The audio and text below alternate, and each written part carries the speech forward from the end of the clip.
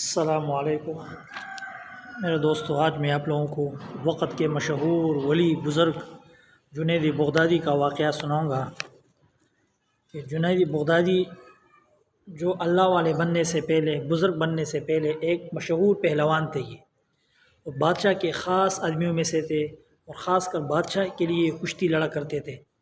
بادشاہ خود ان کو مقابلے میں اتارا کرتے تھے، ایسے پہلوان تھے۔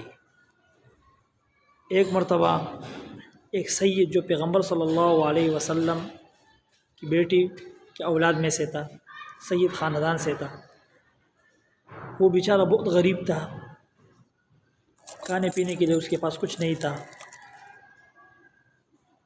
وہ جنید بغدادی کے پاس آیا اور کہا کہ میں ہاشمی ہوں، پیغمبر صلی اللہ علیہ وسلم کے خاندان میں سے ہوں،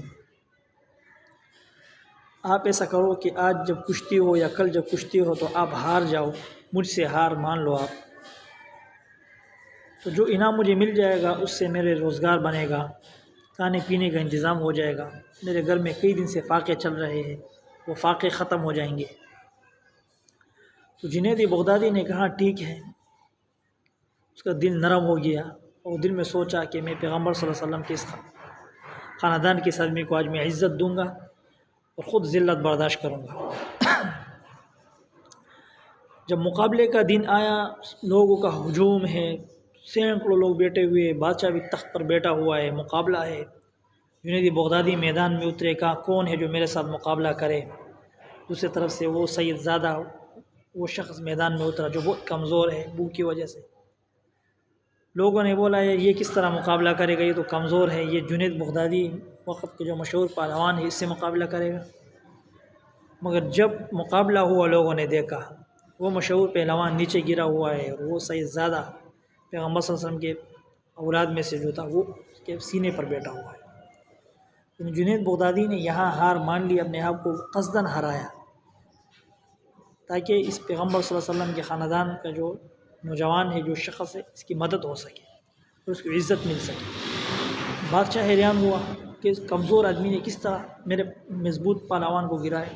دوبارہ مقابلہ کرا ہے، دوبارہ بھی جنید بغدادی گر گئے اور وہ سید زادہ پیغمبر کے سینے پر بیٹھ گئے۔ پیغمبر صلی اللہ علیہ وسلم کے خاندان سے جو آدمی تھا جنید بغدادی کے سینے پر بیٹھ گئے۔ تو بادشاہ کو بہت غصہ آیا، کہا تم ایک کمزور شخص سے ہارے ہو۔ جوتوں کا ہار مالا بنا کر پورے شہر میں اس کو پہرایا۔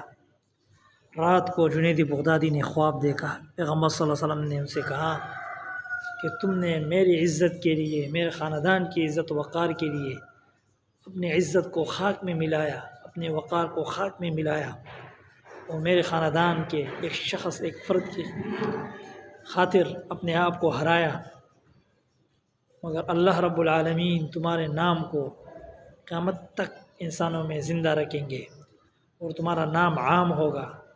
وہی ہوا، اللہ نے ان سے دین کا اتنا کام لیا، اتنا کام لیا، خوب کام اللہ نے جنید بغدادی سے لیا، اور جنید بغدادی کا نام آج تک لوگوں کے سینوں میں زندہ ہے، کتابوں میں لکھا جاتا ہے جنید بغدادی جو اللہ کے ولی بن گئے بعد میں۔ تو دیکھو اللہ کیسا کریم رحیم ذات ہے۔ عارضی طور پر اس نے ہار مان لی، ذلت برداشت کی عارضی طور پر، مگر مستقل میں اللہ نے اس کو ایک نام دیا، ایک مرتبہ دیا اور اپنا ولی بنایا۔ وہ جنید بغدادی پھر اللہ کے بہت بڑے ولی بنے۔ اللہ رب العالمین ہم سب کو ایسی باتوں پر عمل کرنے کی توفیق عطا فرمائے۔ السلام علیکم۔